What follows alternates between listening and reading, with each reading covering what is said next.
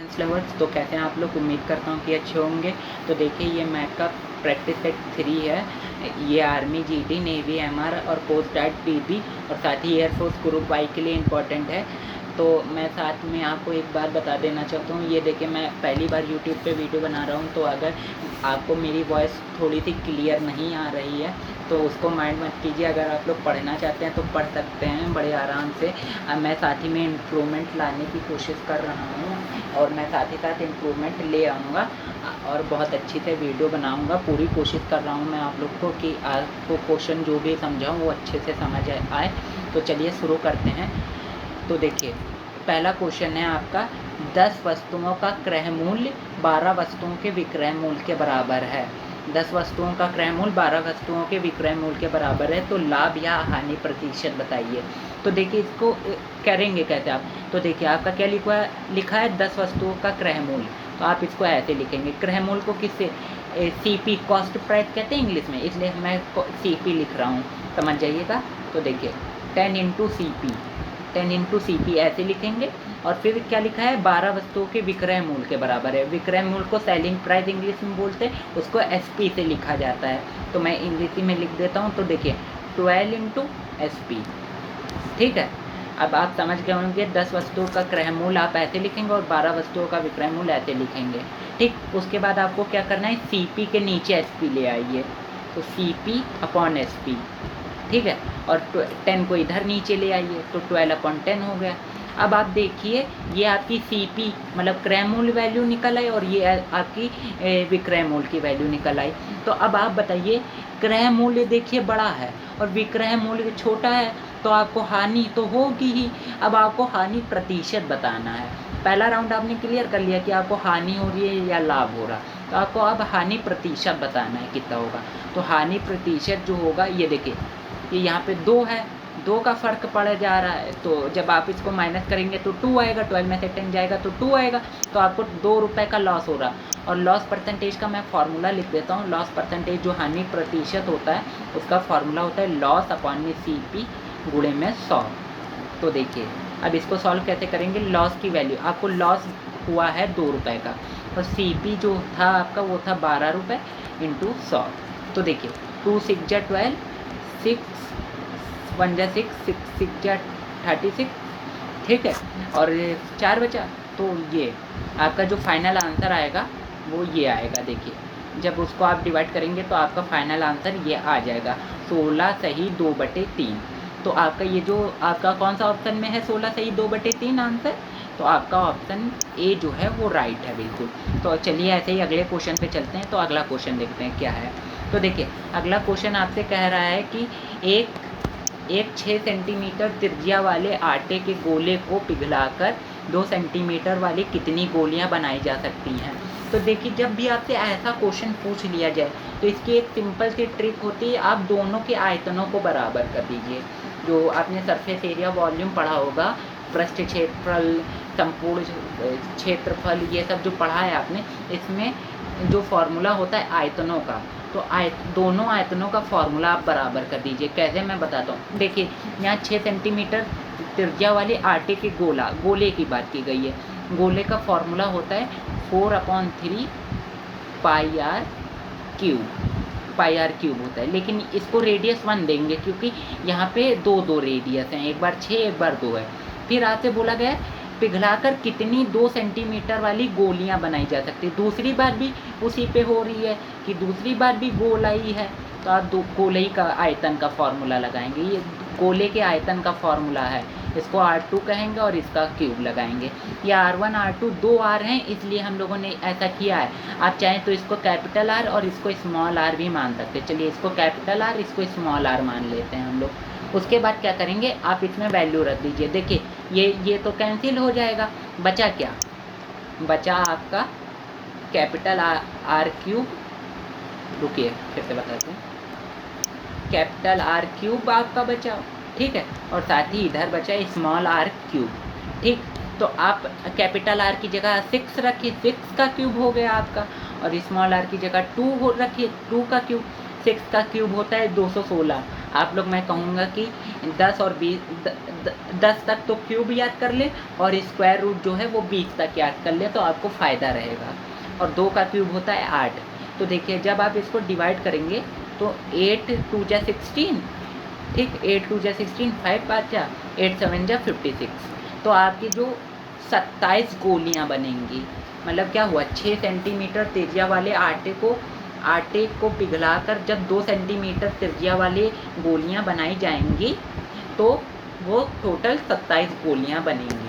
तो उसके बाद अगले क्वेश्चन पे चलते हैं। उम्मीद करता हूँ कि क्वेश्चन समझ आया होगा। अगर आपको कोई क्वेश्चन नहीं समझ आ रहा तो एक बार और देखें वो क्वेश्चन को, क्योंकि मैथ है इतनी आसानी से समझ में नहीं आती है, ठीक है। तो अगले क्वेश्चन पे चलते हैं। तो अगला क्वेश्चन देखिए, ये क्वेश्चन तो आपने कई बार देखा होगा, रेशियो और प्रोपोर्शन का सवाल है, अनुपात और समानुपात का। तो इसको कैसे करते हैं, देखिए आपको दिया हुआ है ए रेशियो बी आपको दिया हुआ है 3 रेशियो 4 और बी रेशियो सी जो है आपको दिया हुआ है 6 रेशियो 5 और आपको निकालना है ए रेशियो बी प्लस सी, ये आपको फाइंड करना है, ठीक है। तो मैं बताता हूँ इसको कैसे करते हैं। तो सबसे पहले आप एक काम करिए, A ratio B ratio C निकाल लीजिए। अगर नहीं निकालना आता है तो मैं सिखा देता हूँ कैसे निकाला जाता है। तो देखिए आप सबसे पहले ऐसे लिखिए, A ratio B ratio C. अब देखिए आपको पहले वैल्यू किसकी दी रही है, ए रेशियो बी की दी है, तो ए रेशियो बी के सामने ऐसे लिखिए 3 रेशियो 4। उसके बाद आपको वैल्यू किसकी दी गई है, बी रेशियो सी की, तो आप बी रेशियो सी की वैल्यू ऐसे लिखेंगे 6 रेशियो 5। अब देखिए ये प्लेस और ये प्लेस खाली है, ये वाला प्लेस और ये वाला प्लेस दोनों खाली हैं, तो यहाँ आप क्या लिखेंगे, तो देखिए इसके बगल में कौन है, इसके बगल में 4 है, तो आप यहाँ भी 4 ही लिख देंगे। और यहाँ इसके बगल में कौन है, 6 है, तो आप यहाँ भी 6 लिख देंगे। उसके बाद आप क्या कीजिए, 6 3 जा 18 कर लीजिए, इन दोनों को मल्टीप्लाई करिए, इन दोनों को मल्टीप्लाई कीजिए और इन दोनों को मल्टीप्लाई कीजिए, 4 6 जा 24 कीजिए। उसके बाद रेशियो लगाइए, उसके बाद 4 5 जा 20।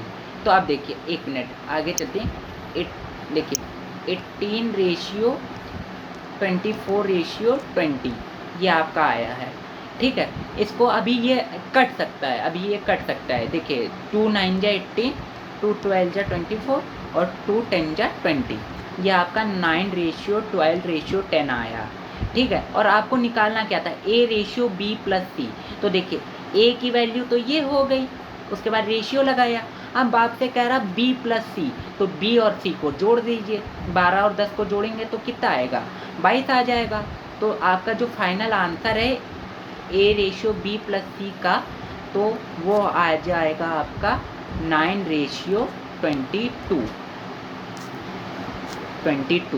आपका आंसर ऑप्शन नंबर आपका पहला सही है। अगर आप ना समझो तो फिर से वीडियो घुमा के देख लीजिए, मैं फिर से आपसे कहता हूँ। देखिए टाइम देने में कोई दिक्कत नहीं होती है, टाइम आप दे सकते हैं।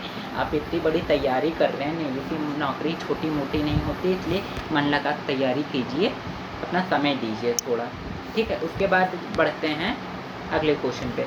तो अगला क्वेश्चन थोड़ा सा आपने शायद देखा ना हो ज़्यादा, लेकिन पूछा गया क्वेश्चन है। जब मैं पेपर देने एक बार गया था तब मुझसे पूछा गया था। तो ये देखिए, ये मेरे ही सेट में क्वेश्चन था। तो देखिए इसको करते कहते हैं, लेकिन इसको आपने किताबों में देख रखा होगा। अगर आप टेंथ में अच्छे से आपने पढ़ाई की तो आपने किताब में ये क्वेश्चन देख रखा होगा। देखिए क्या लिखा है, प्रदर्शित चित्र के रंगे गए हिस्से का क्षेत्रफल बताइए। तो आपको ये जो चित्र दिया हुआ है, ये वाला जो चित्र आपको दिया हुआ है, इसमें ये जो रंगा गया हिस्सा है, ये कोने कोने का है, आपको इसका क्षेत्रफल निकालना है। तो इसकी सबसे इजी ट्रिक क्या होती है मैं आपको बताता हूँ।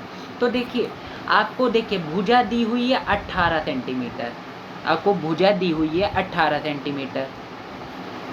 सेंटीमीटर। तो वर्ग की भुजा आपको ए दिया हुआ है, और त्रिज्या आपको आर, सर्किल की त्रिज्या भी दी हुई है 14 सेंटीमीटर।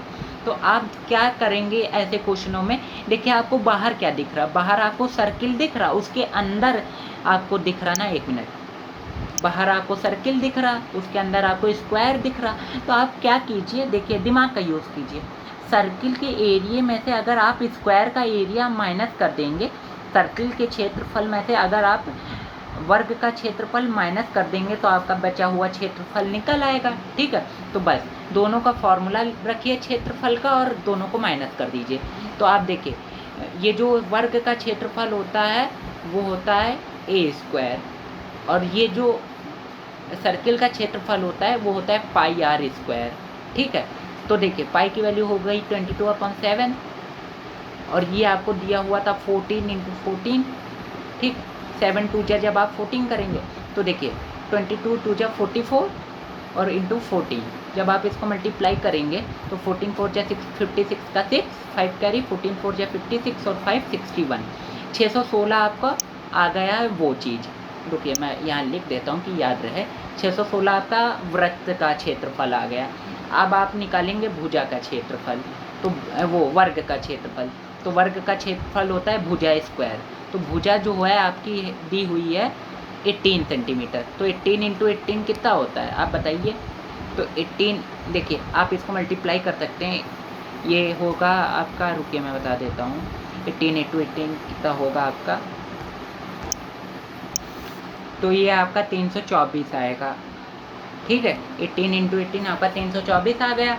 अब उसके बाद क्या करेंगे, आपको देखिए आपके पास आ गया वृत्त का क्षेत्रफल आ गया आपके पास 616, और जो उसका भुजा का क्षेत्रफल है, अरे वर्ग का क्षेत्रफल है, माफ़ कीजिएगा कुछ गलतियाँ हो जा रही हैं, पहली बार वीडियोस बना रहा हूँ मैं, तो उसको नज़रअंदाज कर दीजिए प्लीज़, मैं आपसे रिक्वेस्ट करता हूँ।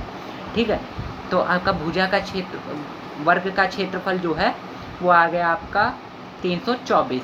जब आप इसको घटाएंगे तो देखिए 6 में से 4 गया 2, 11 में से 2 गया 9, और 5 में से 3 गया 2, 292। तो 292 सेंटीमीटर स्क्वायर देखिए कौन से ऑप्शन में है, तो ऑप्शन ए जो है आपका राइट है। ठीक है, ऐसे क्वेश्चनों को आप ऐसे ही कर सकते हैं बड़े आराम से। अगला सवाल है, एक गैस का सिलेंडर जिसकी त्रिज्या 60 सेंटीमीटर दी हुई है, उसकी ऊंचाई 5 सेंटीमीटर है, तो गैस के सिलेंडर का वक्र पृष्ठ, जिसको इंग्लिश में कर्व्ड सरफेस एरिया बोलते हैं। देखिए हिंदी बोलने में थोड़ी सी दिक्कत हो रही है क्योंकि मैं मैथ हमेशा इंग्लिश ही में पढ़ता आया हूँ, इसलिए हिंदी बोलने में थोड़ी सी दिक्कत होती है, इसलिए मैं थोड़ी सी गलतियाँ हो जाती हैं मुझसे। ठीक है, तो देखिए कर्व्ड सरफेस आपको निकालना है वक्र पृष्ठ क्षेत्रफल। तो आपने 10th में एक फॉर्मूला पढ़ा होगा वक्र पृष्ठ क्षेत्रफल का, सिलेंडर के वक्र पृष्ठ क्षेत्रफल का 2πRh, ये होता है सिलेंडर के वक्र पृष्ठ क्षेत्रफल का फॉर्मूला। तो 2 × 22/7 वैल्यू रखिए जल्दी जल्दी। R और H आपको दिया हुआ है, देखिए R आपको दिया हुआ है 7 सेंटीमीटर रेडियस त्रिज्या, और हाइट आपको ऊंचाई दी हुई है 5 सेंटीमीटर। आप जब इसको कट करेंगे 7 कट गया, ये 2 × 2 22 44 × 5, बस आप इतना सॉल्व कर लीजिए आपका आंसर आ जाएगा। तो ये कितना आएगा, 5 4 जा 20 का 0, 2 कैरी 5 4 जा 20 और 2 22, तो आपका देखिए 220 सेंटीमीटर स्क्वायर आपका आंसर आ गया।